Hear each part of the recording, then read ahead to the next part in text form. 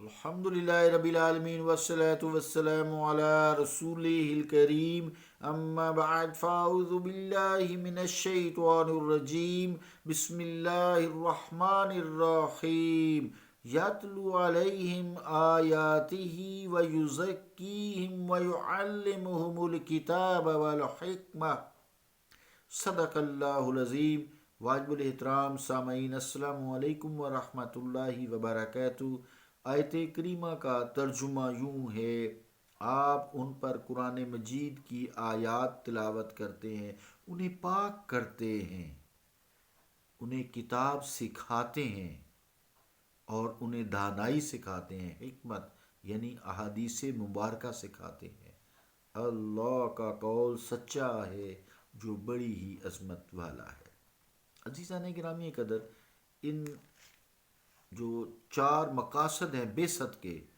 جو حضور کریم علیہ الصلوۃ والسلام اور من جملہ انبیاء کو عطا کیے گئے ہیں، ان کو حکم ہے کہ یہ امتوں پر کام کرو۔ تو حضور کریم علیہ الصلوۃ والسلام جو یزکیہم، تزکیہ نفس یہ کرتے ہیں، اس کے پہلے مخاطب بھی صحابہ کرام رضوان اللہ تعالیٰ اجمعین ہیں، پھر سارے مومن ہیں تا قیامت تک، کیونکہ آیت مومنس کے بارے میں لقد من اللہ علی المؤمنین، اس سے پھر یہ آگے آیات ہیں، لقد من اللہ علی المؤمنین اذ بعث فیہم رسولا من انفسہم یتلو علیہم آیاتہ ویزکیہم ویعلمہم الکتاب والحکمہ۔ تو اس یزکیہم کو یعنی تزکیہ نفس کو اصطلاحاً تصوف کا نام دیا گیا ہے۔ بات چل رہی تھی ابن عربی رحمۃ اللہ علیہ، ابن تیمیہ رحمۃ اللہ علیہ اور پرویز کی، جو انہوں نے الزامات لگائے، اور انہوں نے بھی ایک دوسرے کو نہ سمجھ سکنے کی وجہ سے پھر لوگوں نے جو ہے کتابوں میں تبدیلی کر دی، ان کے نام سے موسوم کر دی۔ وہی بات گفتگو کا سلسلہ ہمارا جاری ہے۔ تو اب سوال یہ پیدا ہوتا ہے کہ سب کچھ ہوتے ہوئے ابن تیمیہ نے ابن عربی کے بعض امور میں مخالفت کیوں کی، جبکہ دونوں ہی ایک لیول کے بڑے پائے کے صوفی لوگ تھے؟ تو اس کا جواب نصیر الدین شاہ صاحب رحمۃ اللہ علیہ فرماتے ہیں کہ اس کا جواب تو پھر یہی ہو سکتا ہے کہ یا شیخ نے یعنی شیخ ابن تیمیہ رحمۃ اللہ علیہ نے شیخ ابن عربی رحمۃ اللہ علیہ کو مکمل طور پر پڑھا نہیں، یا پھر سمجھا نہیں، انسان ہے، یا کہ ان کی نظر سے گزرنے والا مواد ایسا ہے جو مخالفین نے ابن عربی کی تصانیف میں شامل کر دیا ہو،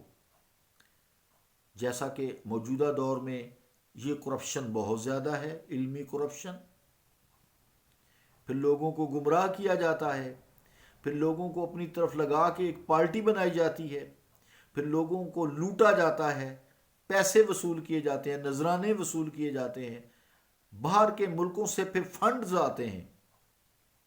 ایک دوسرے پر پھر مشرک کے اور کفر کے فتوے داغے جاتے ہیں، خاص طور سے جن لوگوں نے اپنا تزکیہ نفس کر لیا، اپنے نفس کو پاک کر لیا ہے، ان پر، چونکہ وہ کسی ملک سے پیسے نہیں لیتے، نہ ان کو ایسی کوئی غرض ہے اپنی جگہ پر بیٹھے ہیں، کوئی ہدایت کے لیے آئے یا نہ آئے، جو اللہ کا راستہ پوچھنا آئے یا نہ آئے، دعا کرانے آئے یا نہ، انہیں کوئی غرض نہیں ہے۔ ان کے اپنے ماشاءاللہ کاروبار ہوتے ہیں، اپنے ہاتھوں کی کمائی سے کھاتے ہیں، وہ کوئی نذرانوں پہ ڈیپینڈ نہیں کرتے۔ تو اس طرح کی مختلف قسم کی شر انگیز آمیزشوں اور سازشوں کا ذکر مولانا ندوی ہی کی عبارت کے حوالے پیش کیا گیا ہے۔ ایسے لوگوں کی الفت و نفرت تو محض اللہ کے لیے ہوتی ہے۔ ساتھ ایک یہ بھی بات ہے، یہ جھگڑے بھی اللہ کی ذات کے لیے، حضور علیہ الصلوۃ والسلام کی محبت میں ہے۔ کوئی بھی شخص ان مخالفتوں میں، ان جھگڑوں میں دین سے نہیں خارج ہوتا، یہ ذہن میں رکھیے بات۔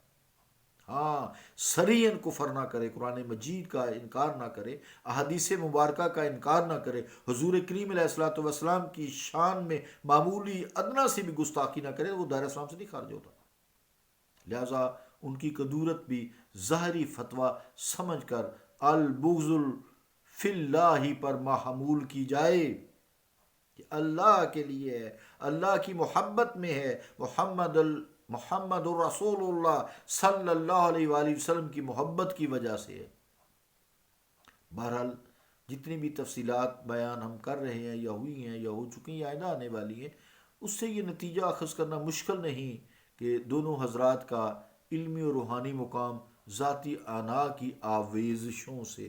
بہت بلند ہے۔ ساری مخالفتیں بھی اللہ کے لیے ہیں، اس کے رسول کے لیے ہیں، ساری محبتیں بھی اللہ اور اس کے رسول کے لیے ہے۔ اللہ تعالیٰ سمجھ عطا فرمائے۔ صلی اللہ تعالیٰ علی رسول خیر خلقہ محمد وعلی آلہ وصحابہ اجمعین برحمتک یا ارحم الراحمین۔